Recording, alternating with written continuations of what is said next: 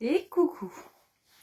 Je te fais une vidéo parce que ça fait plusieurs jours que je me dis que ce serait bien que je partage ça. Il semblerait qu'aujourd'hui ce soit le juste moment. Alors, déjà j'espère que tu vas bien. Oui.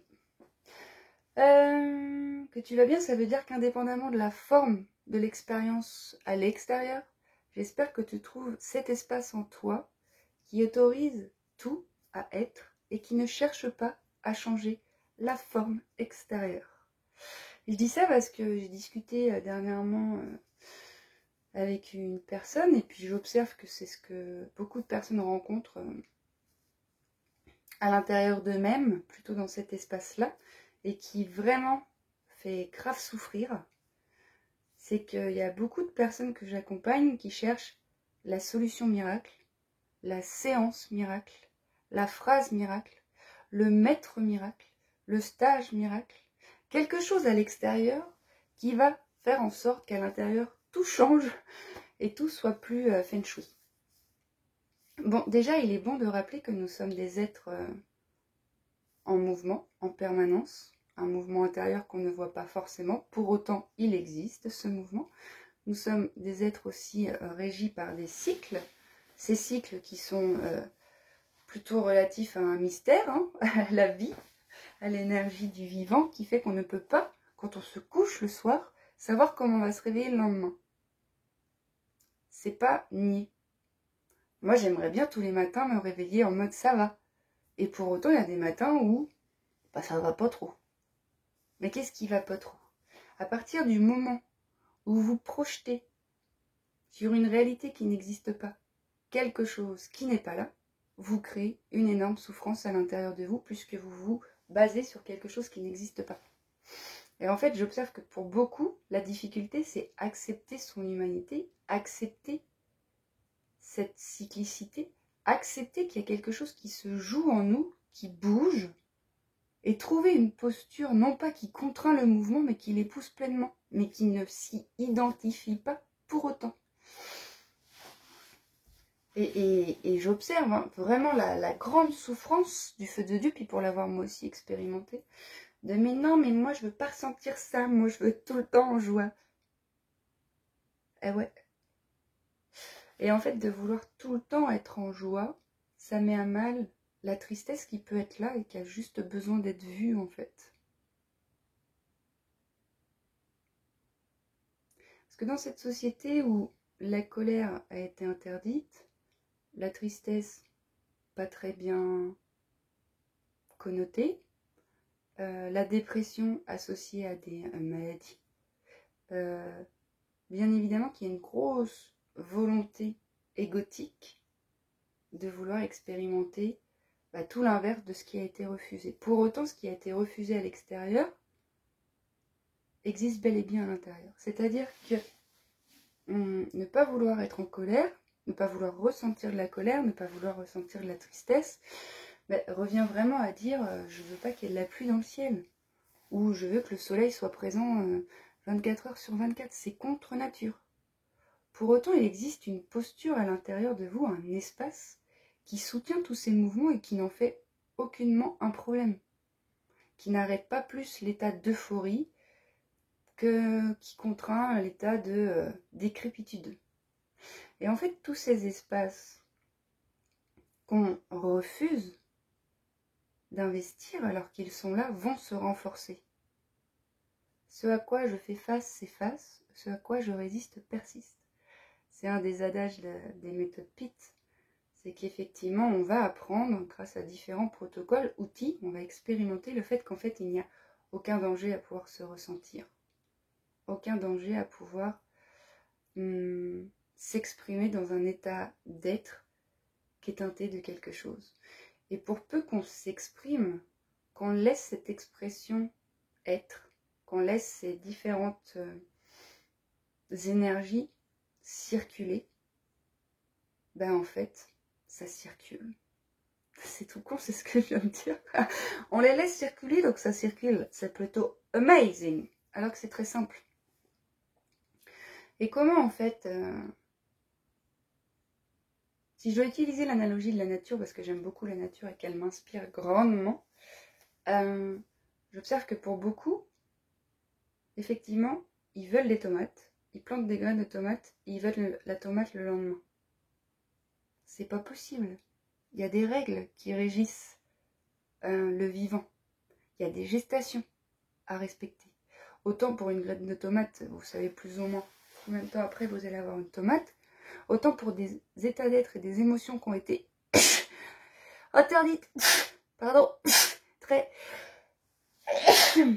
longtemps. Ça prend du temps à se familiariser avec cette énergie et à l'autoriser et à la ressentir sans être en danger. Il y a vraiment une sécurité à réinstaurer en interne. Et la sécurité, elle se réinstaure dans des espaces de neutralité. Je reviens. Oui, je disais donc que la sécurité, elle se retrouve dans des espaces de neutralité, elle se cultive. Et c'est là que je trouve qu'il y a un gros bug dans nos têtes, c'est qu'il n'y a personne qui veut passer à l'expérience directe de ces expériences, ces espaces de neutralité. Je veux dire, il y a plein de façons de se ramener dans son centre, dans cet espace de neutralité. Il faut se concentrer dans un support qui est neutre. Vous pouvez chanter un mantra, répéter une phrase pendant un quart d'heure, vous pouvez regarder une feuille pendant 10 minutes, vous pouvez sentir le parfum d'une rose, vous pouvez observer votre respiration, comment elle est dans votre corps. Se concentrer en fait, se concentrer. Et en fait, il n'y a pas de secret, hein. C'est dit depuis la nuit des temps. Mais si vous n'allez pas investir ces espaces qui vont permettre à la sécurité de se représenter, de se consolider, bah alors ça reste que du blabla mental. Et c'est ça que j'observe énormément. C'est que beaucoup veulent apprendre à être paisible à l'intérieur, mais d'un coup d'un seul, comme ça. Et puis ne veulent plus ressentir ce qui est inhérent à notre nature humaine, à savoir des émotions. Ben non, moi je veux pas de ça, moi je veux être quelqu'un de stabilisé, H24 comme une peinture avec un soleil, d'assiste niche de possible. Vraiment, c'est pas possible. Et c'est ça qui fait vachement souffrir, c'est qu'on se demande d'être ce que nous ne pouvons pas être. Je sais pas, t'as bien appris à conduire, t'as bien appris à marcher, t'as bien appris à écrire. Il me semble pas que tu t'es dit je veux écrire et j'écris. Il me semble qu'il y a eu tout un process d'adaptation, de familiarisation pour que maintenant quand tu écrives, tu te forces même plus sur le fait de faire une boucle avec ton stylo pour former un A. Non, ça se fait maintenant naturellement.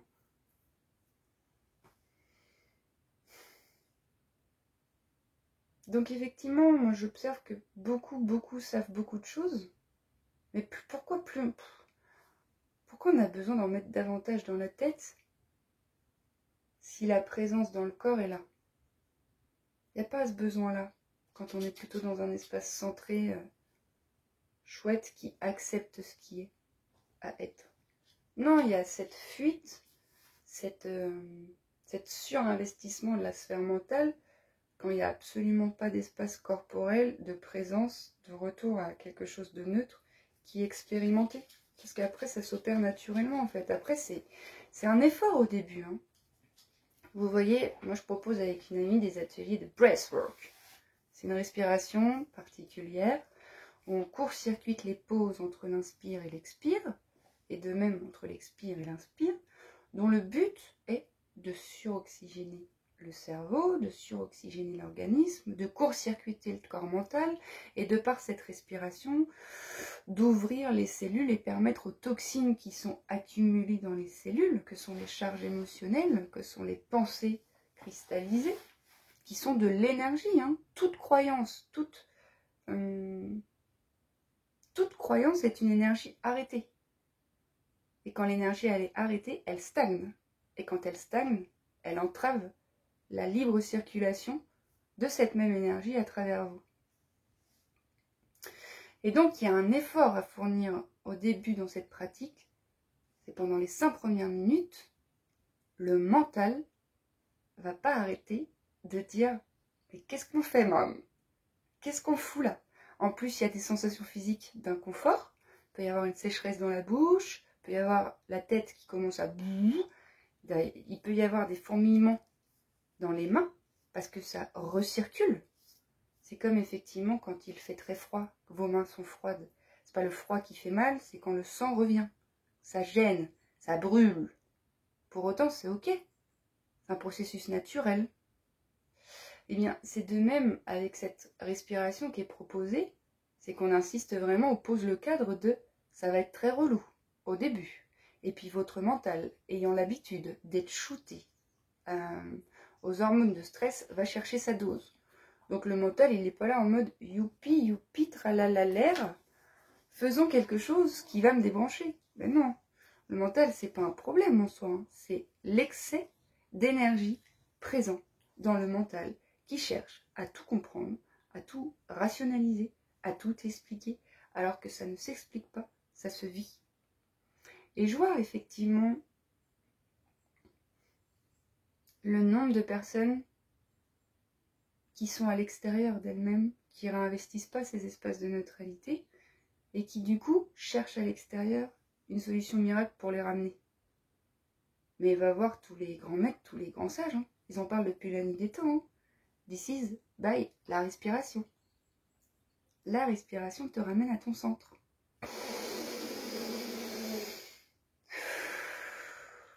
Alors, c'est pas pour tout le monde la méditation, parce qu'il y en a vraiment qui ont surinvesti cette sphère et puis à qui ça ne va pas.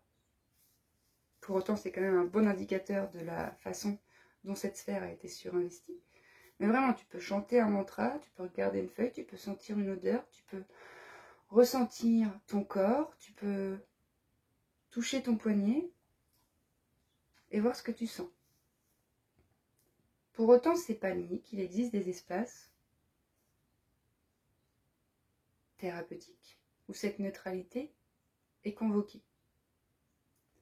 Où on ne cherche pas un problème, une solution au problème parce qu'il n'y a pas vraiment de problème. On cherche surtout à ce que la personne, voilà, je parle pour moi, je ramène surtout la personne pendant les séances à ressentir ce qu'elle ressent, mais ce qu'elle ne s'autorise pas à ressentir parce qu'elle est dans une suranalyse. Ok, mais dans ton corps, ça fait quoi? Et quand on ramène dans le corps, il y a des informations qui se dévoilent, et de par la respiration qu'on utilise aussi en méthode PIT comme une pompe pour venir... Mais en fait, ça circule et en fait, après, c'est comme si on défilait un film avec au début, il peut y avoir énormément de tristesse, de désarroi, de décrépitude, de colère, de haine, jusqu'à un moment où on a suffisamment tari l'espace qui était entaché de quelque chose qui était plutôt arrêté pour avoir de nouveau accès à notre essence originelle qu'est la paix, qu'est l'unité, qu'est le non-jugement. Dès lors que vous jugez ce que vous êtes en train d'expérimenter, vous êtes dans un espace de séparation. Vous posez un jugement sur ce qui est. Donc vous n'êtes plus au cœur de ce qui est puisque vous en êtes sorti pour pouvoir le regarder et le juger. Depuis cet espace, c'est porte ouverte à courant d'air Mac 12. Hein. Puis c'est là qu'on va commencer à ingurgiter du contenu autre, extérieur, qu'on va regarder les autres, qu'on va se dire mais pourquoi lui n'y arrive pas, il y arrive, et moi pas, à se malmener, à se flageller, alors qu'effectivement chacun son rythme sur ce chemin de retour à soi. On part pas tous du même endroit, on part pas tous égaux, n'en demeure pas moins qu'on est tous issus d'une seule et même chose, qui est cette source universelle dans laquelle la paix et la joie peuvent se goûter. Et c'est pas une joie exacerbée qui fait qu'on fait rire tout le monde, c'est pas une joie exacerbée qui fait que tout le temps tout va bien, c'est une joie paisible depuis laquelle toutes les expériences sont acceptées. J'observe aussi qu'il y a beaucoup de résistance mentale à aller expérimenter l'inconfort. L'inconfort, c'est un état d'être dans lequel on a différents capteurs qui viennent t'informer qu'il y a peut-être un réajustement à poser dans la matière pour que ce soit plus juste. Est-ce que c'est inconfortable pour la voiture quand elle informe qu'il n'y a plus d'essence? Ben non. Ce qui pourrait être davantage, c'est de ne pas se saisir de cette information, de cacher le voyant, puis de continuer à faire style de rien, quoi. Pour autant, elle informe juste qu'elle a besoin d'essence pour aller plus loin. Pareil, on va pas mettre de l'essence dans une voiture diesel. Ben non. Tout ça, ça passe par la connaissance de soi aussi, sur quels sont mes besoins, qu'est-ce qui me fait du bien. Et ça demande de réinvestir son centre à soi. Pas d'aller piocher chez Jean-Michel le voisin ou chez un écrivain qui traduit et qui partage son expérience plutôt d'éveil, de paix. Ok, c'est son expérience. Est-ce que si vous faites le même parcours que lui ou elle, vous allez arriver au même niveau? Non. Non, ça se goûte chez chaque individu de façon unique. Donc inspirez-vous des gens, des outils qu'ils transmettent, des informations qu'ils transmettent. Comment vous savez si ça sonne juste? Au contact du corps. Est-ce que ça ouvre le corps et ça lui permet de se détendre, l'information qui est lâchée par la personne? Ou est-ce qu'au contraire, ça ramène encore plus de réflexion mentale, d'incompréhension, et ça met à mal la clarté? Et c'est ça en fait, c'est que beaucoup projettent sur les autres, tout le temps. À l'extérieur. Oui, mais elle a tout compris, oui. Mais, moi, je tiens à dire qu'il n'y a pas un matin où je me réveille de la même façon. Hein. Puis il y a des matins où je suis là, oh my god. Et ben ok, qu'est-ce que je fais? Avec l'expérience, j'ai appris qu'effectivement, plutôt que de penser que c'est un problème de me réveiller comme ça et d'aller au combat contre cet état d'être qui se goûte comme ça et qui a le droit de se goûter comme ça, ben non, je vais prendre mon tapis de yoga. Je vais soit m'étirer, soit me shaker, soit faire plus des exercices de Qigong, d'énergie énergétique, soit je vais chanter. Est-ce que, pour autant, quand je chante, j'ai pas une partie de moi qui me dit « Vas-y, fais chier là, j'ai pas de choses à foutre là ?» Si, bien évidemment que si. Pour autant, je sais qu'avec l'expérience, quand j'investis cet espace et que je le fais vivre quelques minutes, ou après, il y a quelque chose dans mon dedans qui s'est apaisé, qui me permet de réinvestir le monde depuis un état d'être beaucoup plus tranquille. Et c'est ça, il n'y aura pas de séance magique. Il n'y aura pas de phrase magique. Il y aura des informations qui vont vous permettre de ressentir une ouverture. Ok, ça informe de la justesse de l'information. Pour vous, après, ramenez-la dans votre centre et faites-en quelque chose qui est bon pour vous. Parce que c'est important que ce soit en accord avec vous. Et après, c'est là que c'est magnifique de s'inventer. Ouais, moi, des fois, je me réveille pendant une demi-heure, je vais être là. C'est même pas des mots que je fais. C'est même pas des phrases. C'est un espace que j'offre à ce... pour aller dans un espace de neutralité où je cherche même pas à faire des phrases ou à conceptualiser des choses ou à réfléchir à d'autres. Je reviens dans un espace où, boum, je décharge quelque chose, je sais même pas ce qui se décharge, mais je sais que dans cet espace de neutralité, il y a quelque chose de plus grand en moi qui peut se dévoiler, se révéler et m'offrir une lecture autre. Mais oui, il n'y a pas de problème. Il n'y a pas de problème. C'est pas nier qu'il y ait des difficultés dans certains aspects de nos vies. C'est pas nier, hein. Que dans l'affirmation du soi, il y en a beaucoup qui sont blessés, que dans l'amour de soi, il y en a beaucoup qui sont blessés, que dans l'estime de soi, il y en a beaucoup qui sont blessés. C'est pas nier tout ça. N'en demeure pas moins que ça se rééquilibre de façon naturelle quand vous laissez cette essence originelle arriver dans votre quotidien un peu chaque jour plutôt que 2 heures le week-end. J'essaie de trouver une analogie là, parce que vraiment c'est important de réaliser qu'en fait, c'est de par la répétition que vous allez pouvoir... Mais de toute façon, l'expérience directe vous prouve, je crois, que ce que je dis, c'est pas insensé, non? C'est par quand chaque apprentissage... La dernière fois, j'ai refait du cheval. Ça faisait 1000 ans que j'avais pas fait de cheval. Puis la dernière fois que j'avais fait du cheval, 1000 ans avant, ça s'était pas très bien passé. Donc, qu'est-ce qui s'est passé quand j'ai investi cette proposition? J'ai l'élément énergétique du cheval. Donc, j'ai juste à arriver sur ce terrain-là, où il y a le cheval qui, 15 ans auparavant, m'a fait vivre une expérience pas très chouette dans laquelle énormément de croyances et d'informations se sont cristallisées. Je retourne sur le même terrain, je retrouve les informations cristallisées 10-15 ans avant. Donc ça s'est matérialisé comment? Je suis arrivée très détendue, avec quand même une petite appréhension, parce que ces informations commençaient à se dévoiler, c'est ok, j'y vais. Je ne vais pas me protéger de ces informations. C'est leur offrir l'opportunité de se transformer, c'est magnifique.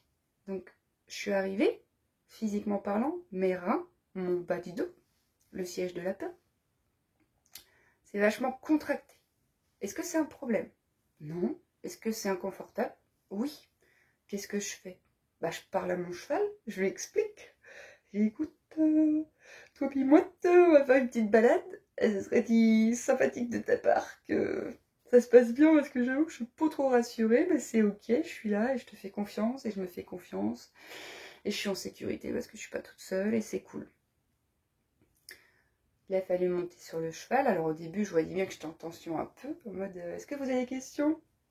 Oui. C'est quand ça s'arrête? Parce que j'ai beaucoup d'humour et d'autodérision. Donc ça faisait 2 minutes qu'on était sur le cheval, donc je me doutais bien qu'on n'allait pas arrêter 2 minutes 30 après. Et après, on est parti en balade dans les bois. Qu'est-ce qui s'est passé? C'est de par la répétition de ces pas. Oh, ces poils de paupiette. Du temps qui passe, ou ma présence, ou le fait d'être là, en conscience, d'essayer de détendre mon corps, la vérité, 2h30 après, je suis sûre que moi je serais une cavalière de l'extrême, quoi. Mais j'étais tellement à l'aise, mon bassin il suivait tellement le rythme du cheval, mes épaules elles étaient détendues et je prenais du plaisir. Vraiment.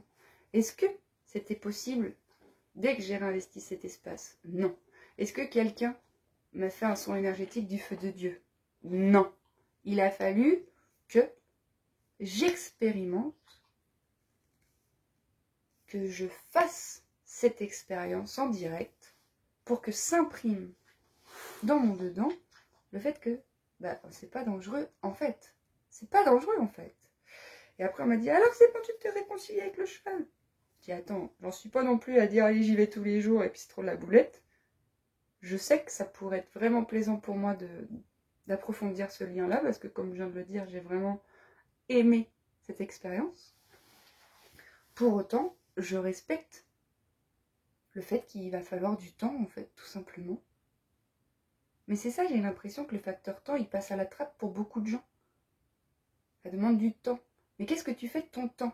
Et là, tu as le choix.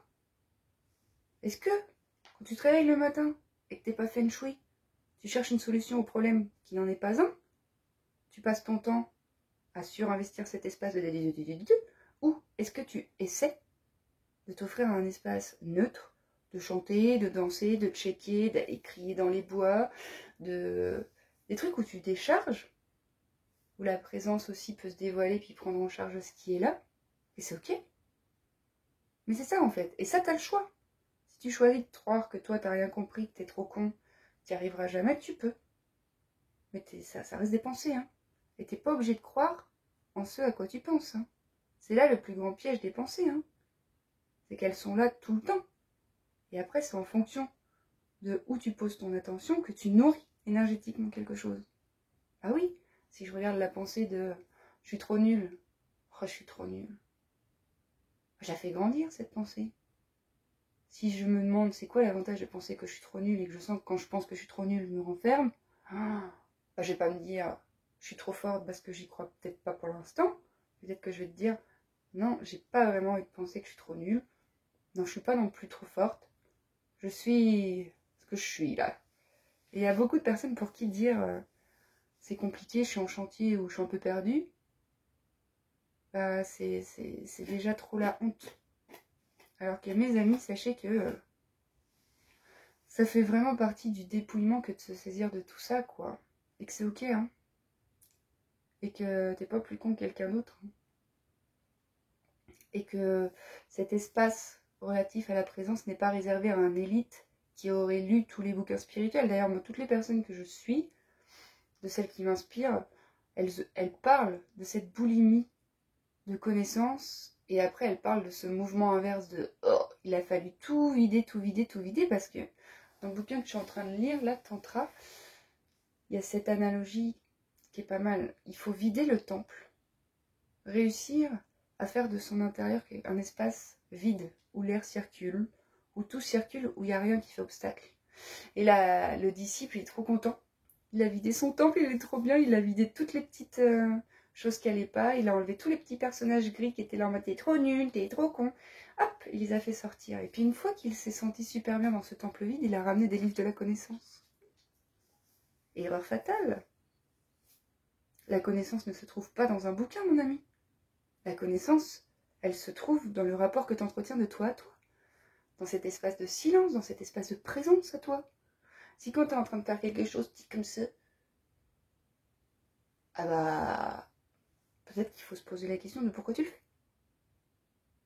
Et c'est vrai que c'est fou, hein, c'est fou d'observer qu'en fait, nombreux sont les personnes qui ont construit leur vie sur des identifications à ce qu'elles ne sont pas. Et en ce moment, ça pousse, ça pousse. Ça pousse beaucoup. En ce moment, il y a beaucoup d'espaces qui sont sombres, qui se dévoilent. Et ça pourrait être accueilli d'une façon remarquable, en mode « mais merci ».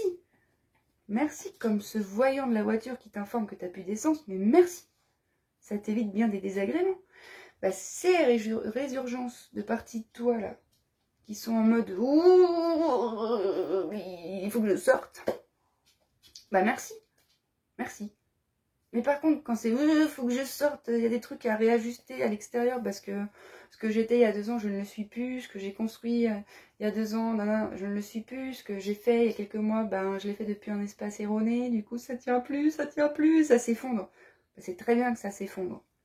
Mais effectivement, il faut trouver la posture juste pour accompagner cet effondrement et le laisser être.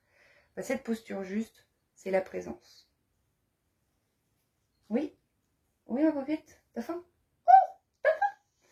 Et la présence, ça se cultive dans le quotidien. Dans le quotidien.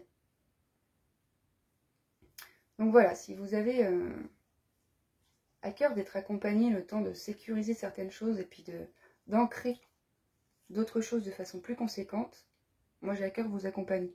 Néanmoins, je ne suis pas votre miracle. Je suis un miroir neutre qui vous emmène avec beaucoup d'amour, de bienveillance et de respect en face de vos ombres.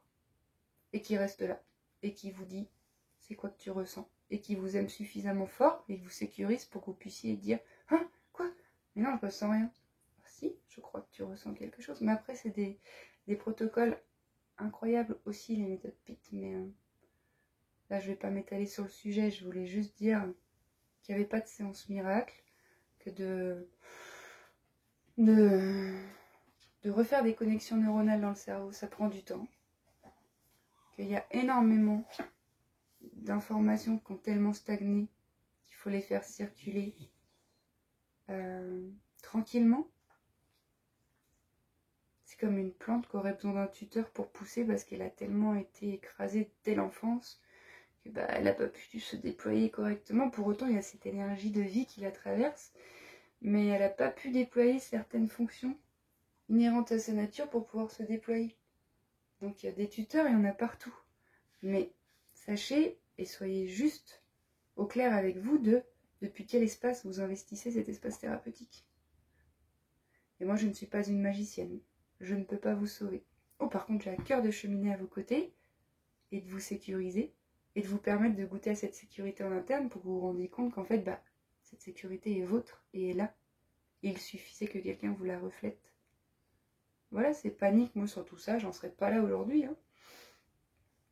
Donc voilà, du temps, de la bienveillance, de l'amour pour soi, dans le respect de nos complexités, dans le respect de nos difficultés, dans le respect de nos identifications à des parties de nous qui sont horribles.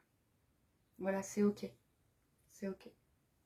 It's okay, someday I'm gonna be with you. Ok, je crois que c'est à peu près tout. Paupiette et moi, on vous fait un gros poutou poutou. Et puis on vous dit à bientôt.